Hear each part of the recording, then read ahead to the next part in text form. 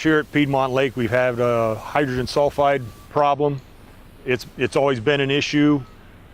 There's also been issues at a little bit at Leesville Lake, Tappan, Clendenning Lake, Piedmont Lake, and Senecaville.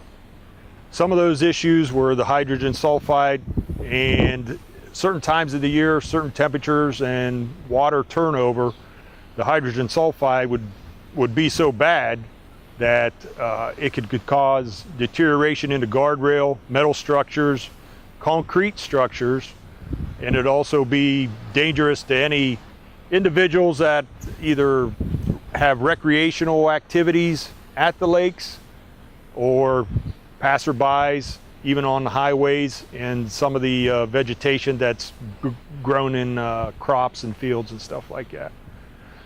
When you have pyrite and you expose it to water and air, it's going to release sulfates, and those sulfates come into our lake. The chemistry of that sulfate gets converted to hydrogen sulfide gas.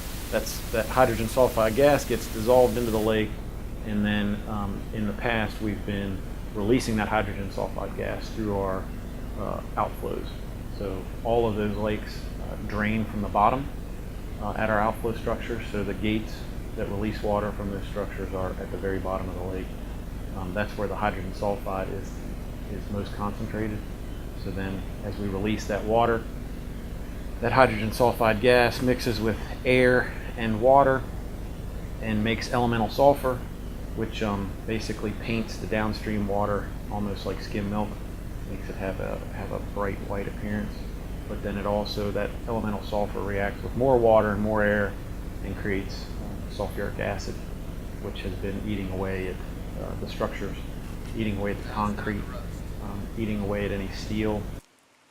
Okay, we're down here at Clendenning's outflow tunnel, talking still about the H2S. One of the things about the H2S levels that's caused a lot of problems with the H2S is you'll notice on this is all rust. 10 years ago, this was brand new galvanized steel. It's already ate through the galvanizing, and now this same deterioration process is also going on inside the tunnel. And that's due to the H2S and the bacteria that combine to each other and begin to eat away at the concrete, which in turn will be making us put in a new concrete liner system inside this tunnel, which is supposed to happen in 2019.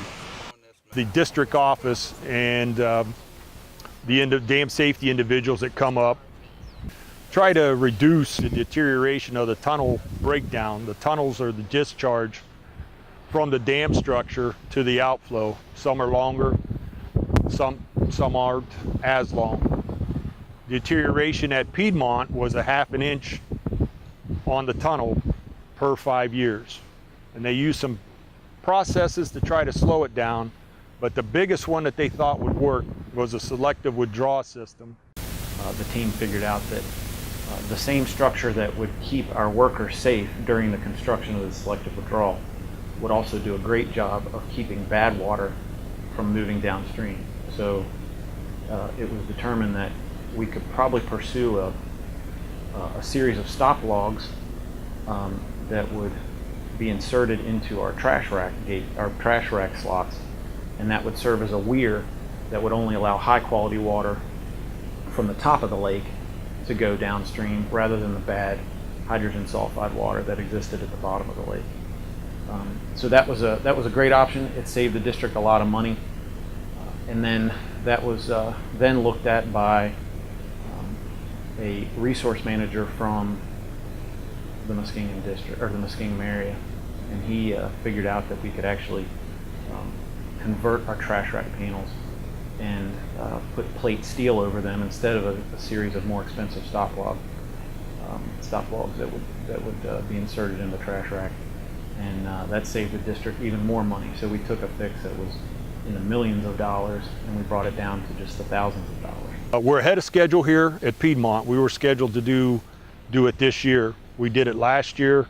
Clendenning did theirs last year as well, and Tappan was the year before. On some cases at Piedmont, the hydrogen sulfide levels in the gatehouse structure would go up to about 3.4, 4.1.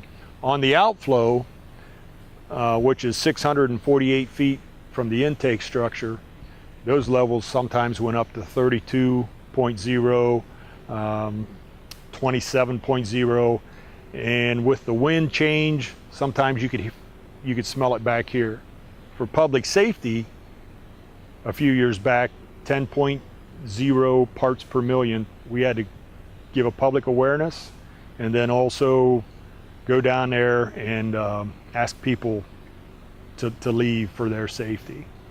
Now, with the selective withdrawal systems, today we're reading 0 in the gatehouse, and I believe it's 0.1 at the outflow.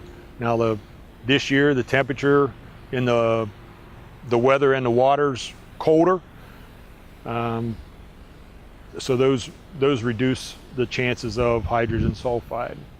But from what we've seen at Tappan for 2 years and Clendening now, those are a drastic change in hydrogen sulfide.